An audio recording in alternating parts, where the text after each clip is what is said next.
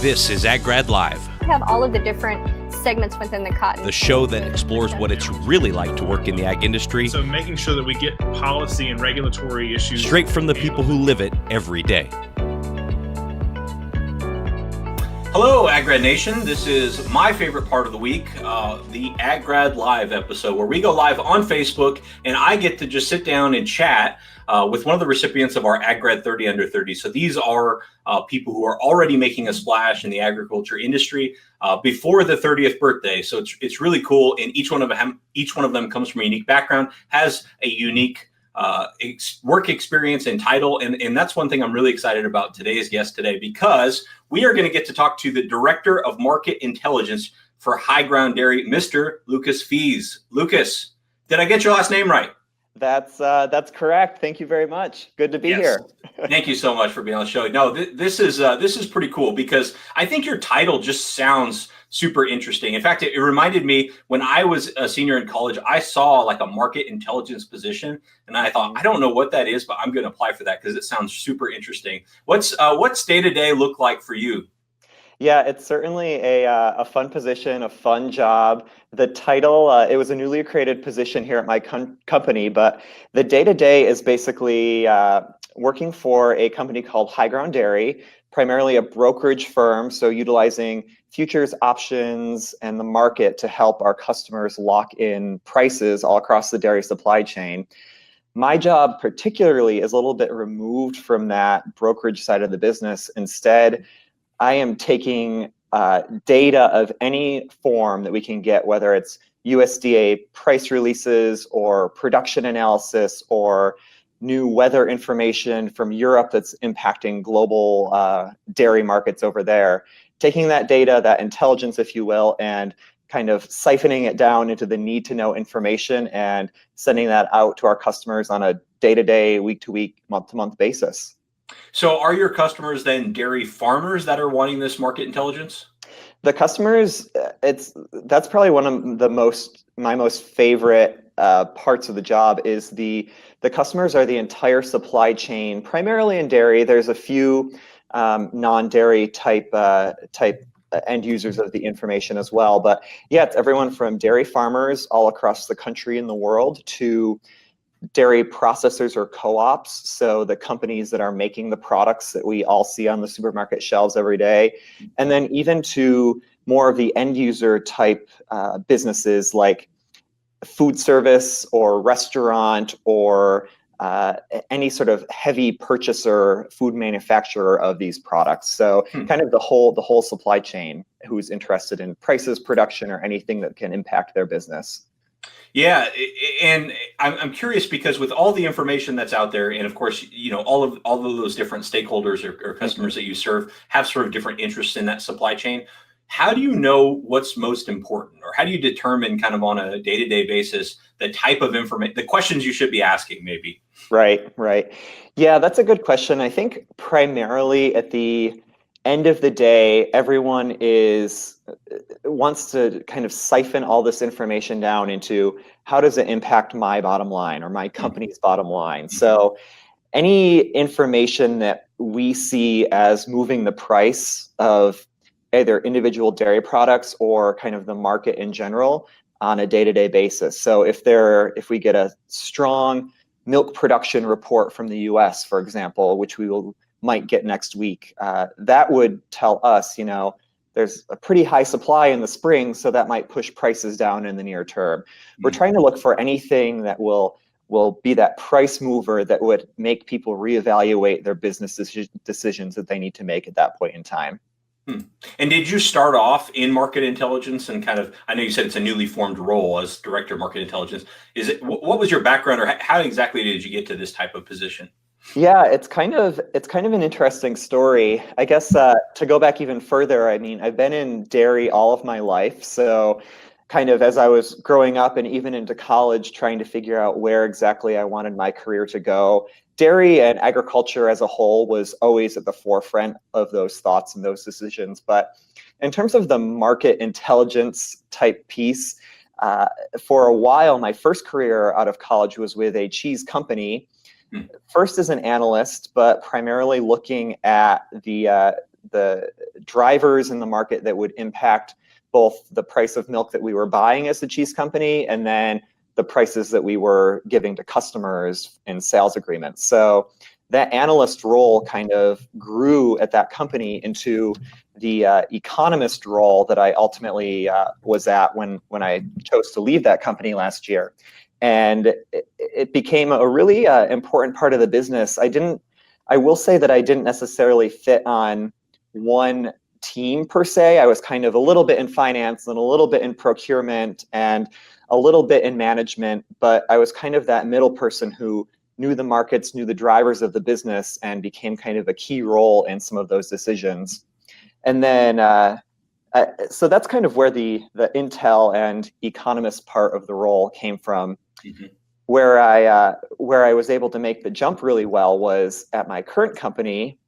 The company started 6 years ago, grew very quickly on the side of the business of realizing that there was a lack of really well done, really comprehensive, and really well written data that customers could access and that might have a pretty big impact on their bottom line overall. So I was well set up at my past job for success here at my current role. And what's the deliverable look like for you? So I mean, you're probably combing through all sorts of websites and reports and talking to experts and getting information from around the world, synthesizing that down. Is it a PowerPoint presentation that you provide? Is it like a daily markets report to your clients? Like what's the final product? Yeah, so we have a lot of clients on our intelligent subscription packages. So depending on the data, it looks a little different. If we are just analyzing a quick USDA report on milk production or total cheese and storage that might impact the markets, that might be a one-page written analysis with one page of the most important takeaway charts that we can kind of turn around really quickly.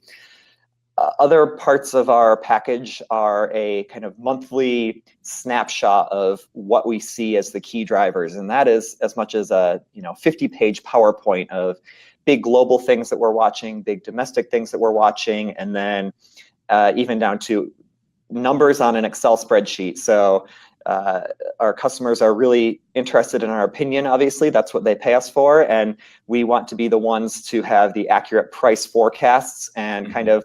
Sometimes, we're sticking our neck out there, but at the end of the day, we want our customers to be able to say, hey, HighGround Dairy gave us these price forecasts out the next year, and we trust them, and we're going to utilize these in our budgets and our bottom line. And for you in your career, moving from one position to another, well, let's back up even further than that. Your first job out of college then was as a cheese analyst, right? Correct. Yeah. Yep. So is that what you went to college for, or how did that kind of come about? My college degree, I have a double major in animal science, primarily in dairy science, but also in agriculture education. So teaching agriculture was always kind of in the back of my mind, but really towards my junior and senior years of undergrad, really kind of saw myself going more the business route of things instead of the teaching route. And it was actually one of my professors in undergrad, who I am eternally grateful for, connected me to this kind of entry-level analyst position. And it was in Chicago. I wanted to be in a big city somewhere in the US. And I thought, hey, this is pretty cool. It's on the business side of things. It's working for a cheese company who's opposed to that. I get to move to Chicago. That's kind of pretty cool. And it just kind of fell into it. But it also, in a lot of ways, speaks to the value of the network that you can create, the value of kind of those connections, whether you're in high school or in college or in your career or ending your career. I think that's been one of the biggest takeaways for me over the years is the value of the people and the connections, both in the dairy business and the ag business, and then even kind of broader in life. Yeah, I think that's such an important point, because you hear things about like, market intelligence and analyst, and you think, oh, okay, those aren't people roles, those are more technical roles. But I think what you say is a great point, that all positions in some way, rely on your ability to work with people and your relationships and sort of how you can navigate that. So I think that's pretty cool. Yeah, that's a good point too. I also I tell people a lot. My former job title was economist, and now Hmm. my job title has the word intelligence in it. But a lot of what I learned and a lot of what I think is that there's sort of an art to analysis and the writing that I and my team do. You can have 10 different people looking at the same numbers or the same report of some sort, and you can almost sometimes get 10 different takeaways. So what I really try to do is make sure that the team that I work with is well aligned, that we're presenting one unified voice that we think the industry needs to hear to our customers. And the people are important because not all of math and not all of economics is science. There's some art to it as well. Sure. How does your position fit in kind of organizationally? I know you guys offer brokerage services to your customers. So are you kind of working in partnership with the brokers, or do you have a team that kind of is a market intelligence team? Like how does that all fit together?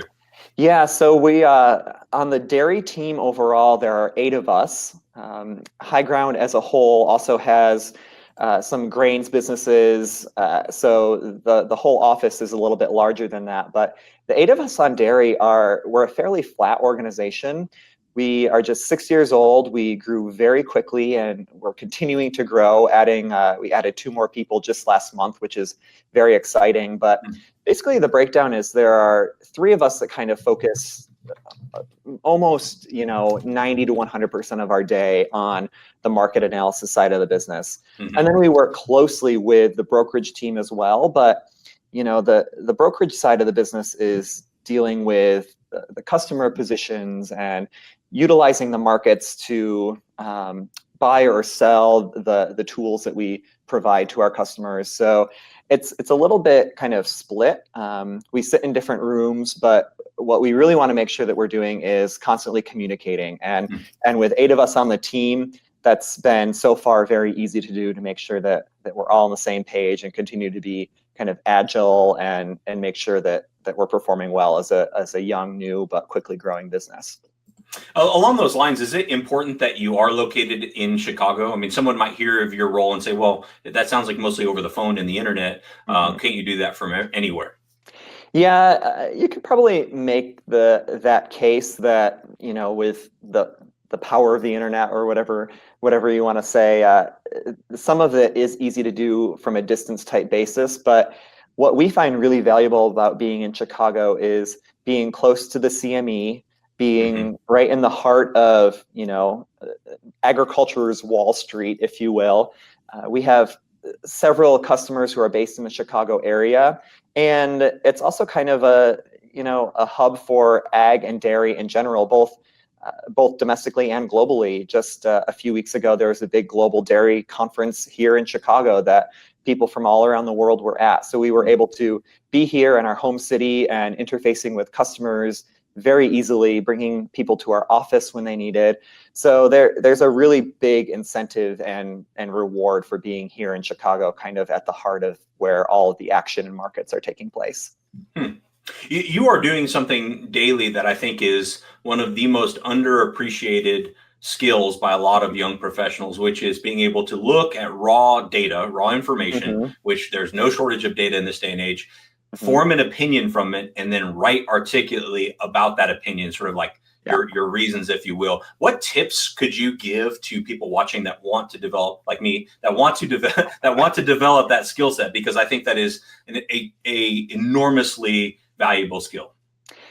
Yeah, I think primarily it's we're all, like you said, bombarded with constant information left and right, every day, all hours of the day.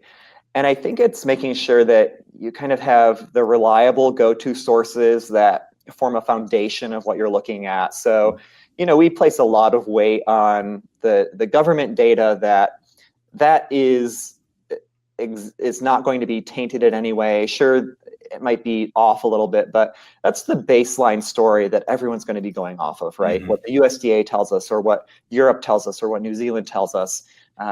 China's a different story, but that's a story for another day. and then you kind of build on that based on listening to your network, doing a lot of reading, and then kind of looking at history too. So a lot of what we do is say, hey, this data point looks really weird. Why is that? And if we don't have kind of our own knowledge off the top of our heads, you can kind of look back in history and say, when did this happen again? What's different about today's world, either large factors, small factors that are making this happen. So it's really kind of the ability to kind of make sure you get a good foundation, and then, like I was talking about earlier, kind of putting the art or the spin on the data and providing our customers with an opinion. Just using your brain and using your knowledge and making sure you're mostly grounded in fact, but kind of being able to synthesize that data as best as possible. One question I always like to ask, just because I don't know why, I just find this question interesting, is how do you know when you're doing a good job? Like, sometimes in some roles, it's like, if you're putting in 100% of your effort and you're delivering what you're supposed to deliver, sometimes it's still hard to tell. So for you, like, what's your sort of internal metric for feeling like, I am really providing value here? Yeah, there's a few different layers to that, I think. Objectively, we can go back and look at our price forecasts and say, hey, 6 months ago, were we accurate? Were we in the ballpark of where prices are today? That's an on paper metric of success, but I don't think that matters as much as the broader areas of the direct customer feedback, being able to interface with customers and having that communication and openness there for them to feel comfortable to say, hey, this was really good, or this was a good report, or thanks for that. That really helped us look at something in a different way. Alternatively, there's also just being able to continue to watch this business grow. It's very exciting to be a part of this company that continues to see, incredible success and incredible growth year after year. So, that tells us that what we're doing is good. It also tells us that, our competitors are probably close behind. So constant innovation is necessary. But at the end of the day, if you get that positive feedback, if you have that good connection, again, going back to the people, the good connection with the customers, that's a really good metric that I like to use. And have you worked for companies that were similar in size to this one before, or how is this organization different from your previous roles? No, this is definitely the smallest company that I've worked for full time. Throughout college, I had some internships at some smaller businesses, but they were more kind of organizations, like the National Association of Ag Educators, and I worked for an ag economic development group that was in my county and run through the local extension one summer. But in terms of a small agile company like this, I haven't. It has been very exciting. I think there's much less of the kind of corporate big company pressures and politics that are at play. It's much easier to communicate with the entire team at a whole, which is exciting to know that we're all on the same page and kind of eliminating those silos that a lot of organizations kind of dig themselves into. There are certainly some challenges as well, making sure that, sometimes just if there's a lot going on in one day, everyone needs to be all in and make sure that everyone on the team is really, making sure that they're pulling their own weight, which here I think we definitely do, but sometimes it requires extra hours. But, it's just part of the main takeaway, and the reason why I personally find value and excitement from that is we're all kind of feel part of something, part of a growing business, a small team of people that we all inherently trust at the end of the day. So it makes it nice and rewarding at the same time. Cool. Yeah, one of the reasons I asked that was because you kind of were talking like an owner, or just someone who feels ownership in the company in terms of like getting satisfaction of seeing the company grow. And I think that's really cool. And I think that's one of the fun parts about being in a small company. It's like everybody gets to kind of celebrate everybody's wins. You're not sort of firewalled off from other groups for any reason. Right. Very true. Yeah. Well, I can't let you go here without at least asking about, doing what you do in analyzing commodity markets in today's sort of trade war type environment, how has that changed your job at all, or what insight could you provide us about that? In terms of the trade war specifically? Right. Yeah, it's certainly a wild card that kind of has the tendency to throw everything we know and trust up in the air when we're faced with this sudden change. It's almost, a metaphor for some things that in life, when you're hit with something unexpected, you need to, figure it out and make a change. It's certainly a challenging time for commodity markets and for farmers. I think that the agriculture industry as a whole is giving this administration a little bit of leeway to kind of take some time and negotiate some of these deals. But I think that there will be there will be a breaking point at some point when the farm economy continues to struggle. From our customers and our business's perspective, we continue to just objectively look at it and say, hey, if these tariffs are on some of our key trading partners, it's going to limit our access. So we either need to find new markets for our product, or prices might be a little bit pressured here in the near term. But it's we try to hesitate to make predictions of where this is going to go, because it's very difficult to be able to know what's happening inside of those rooms of trade negotiators from all around the globe. But we'll continue to watch it closely and hope for a positive resolution in the end. Yeah, I don't know this, but I would guess it probably makes the service that you all offer even more important, because there's more risk, more volatility, more reasons to sort of know what tools you have in the toolbox to manage risk, I would guess. Yeah, that's very true, especially lately in the dairy market specifically. There's a very high level for our non-dairy viewers, but there's a bit of a supply contraction around the globe, which is pushing dairy prices higher, which is great to see.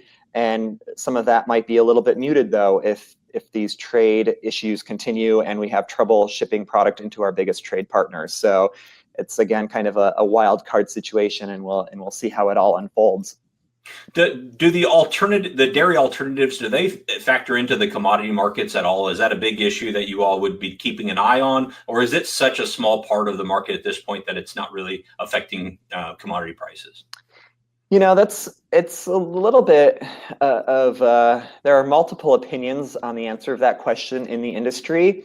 I think the dairy industry as a whole, if I can speak for the industry, will continue to pressure the alternative beverage side of the business. But personally, I think that consumers are smart. People are not confusing almond beverage or almond milk for a dairy product that has usually greater nutrition than those products.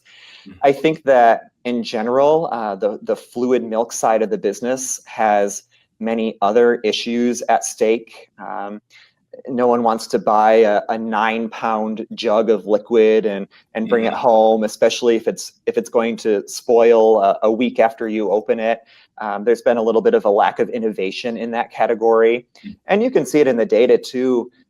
Dairy consumption as a whole continues to grow, but it's not from fluid milk. It's from people eating more cheese, consuming more butter, consuming more yogurt, and consuming more of those processed products. So in my opinion, I don't think it's something that we should, I don't want to say waste, but really spend too much time or energy fighting, because it's a business, right? It's a cycle. There's always going to be competition, and we all have our place, and we have to do what we can to win over those consumer dollars. Do you find yourself outside of work, like at a social event, talking about cheese and like, telling everybody about the cheese they're eating, and then being like, whoa, okay, too much information on the cheese? Does that happen? To an extent, yeah. I mean, it's obviously, we started this conversation off with that, right? Like director of intelligence. Well, that's kind of weird. And then when you say, I'm in the dairy industry, even for as much of an agricultural or Midwestern city that Chicago is, there are still a large number of people who just think that's the wildest thing that they've ever heard. I have to remind people that I might not be the expert on their cheese flavors or their cheese variety, but I can certainly provide some insight on how much it costs at the end of the day. No, that's great. That's great. What about and I know this could be an awkward question because I'm asking you to brag on yourself a little bit, but like for you, what has served you best in your career? You are obviously in a really important role and doing some exciting work in an exciting space, in my opinion. So I would imagine, thinking back to when you started in your career, it would have been difficult to envision this is where you'd be today, or maybe I'm wrong, you tell me, but what's kind of served you best in your trajectories thus far? I think at the end of the day, there are a few kind of key or core values that, have worked really well for me and that I hold near and dear to heart. And that, it's a cliche to some point because we've all heard this, but the people on the network are critical. I don't think you ever want to go around burning bridges. And I mean, there's a lot to be said for just building those relationships. It's both professionally rewarding and to be honest, personally rewarding when you can get to know your customer and know exactly what they want or need, because you have that extra connection there. And I think just maybe it's kind of an old farm value or something, but not being scared of hard work and not being scared to put in the extra hours if they're needed, because at the end of the day, the job needs to get done. And if you aren't going to do it, then either it's not going to get done, which is an even bigger problem, or someone else is going to come in and pick it up and take the credit and recognition for it. So just making sure that you're giving your best all day, every day, both so that you can be personally rewarded, and then so that your company can flourish and that your customers can see success. I think those are two key points there. Yeah, Lucas, I really appreciate this because I was serious when I said I think the skill set that you use every day of taking data and turning it into insights is not only extremely valuable now, but it's going to be even more valuable in the future. As we talk about all of the technology, what it's going to do is provide us with more data, but there's always going to need to be that human element to be able to synthesize the data into actionable insights. And that really is a tough skill. It's one I'm trying to get better at. And I think no matter whether you're watching or listening and you want to go into the commodity side of things or really any other aspect of agriculture, I would definitely encourage you to think through how you could get better at that. Are there specific skills that you wish you would have improved earlier in your career to that end? I think that, I guess my only point there is after a few years out of undergrad, I made the choice to go to grad school because there was a little bit of the more kind of deeper business analysis skills that I wanted to gain, and I thought that education was the best way to get that. I went back and forth in my head because I think that experience is critically important for a lot of things, and I wanted to make sure I had enough professional experience before I went to grad school. And looking back, hindsight, I'm very happy with my decision. I had worked for, I think it was 4 or 5 years before going back to grad school and getting my MBA. And I think just that extra level of education and kind of what I learned in the classroom and kind of honing those business and economics and finance type skills really helped me for the day-to-day numbers work overall. That would I think be my biggest takeaway there. Cool. Well, Lucas, I really appreciate this. I want to just publicly congratulate you, well-deserved, on AgGrad 30 Under 30, and thank you for taking the time to share today. This is one of those aspects of the industry that, as I talk to young professionals, they're not thinking about, and so I love highlighting stuff like this, and I appreciate it. And I want to share with everyone your Twitter handle because it is so fitting here. So you can follow Lucas on Twitter here it is, @CheeseAnalyst. Perfect. So, very, very cool. And anything we didn't get a chance to talk about, I want to make sure that before we sign off, we give you that chance. No, I just want to thank you and your organization. I think it's an honor to be a part of this class. I was honored and very excited to be named this, and thanks for what you're doing. I think that maybe a parting note is we all always talk about the connection that farm and agriculture needs to make to consumers. And I think it's videos like this or organizations like yours, whatever we can each do to play a part in that. Tweeting out on my cheese analyst handle, whatever that can be. I think it's critically important, and in agriculture we're kind of all in the same basket at the end of the day. So thanks for your work as well. Most definitely. No, couldn't have said it better. Thank you. Really appreciate it. And if you all are tuning in late, didn't get to watch all of this, make sure you watch it on Facebook. But if you miss it there, you can also subscribe to AgGrad on YouTube or as a podcast. This is called AgGrad Live on any podcast player. Thank you again, Lucas. Congratulations. And we'll sign off here. Thank you. Thank you for joining AgGrad Live. Visit aggrad.com. That's AgGrad. To join the community, create your profile, and learn more about careers in the agriculture industry.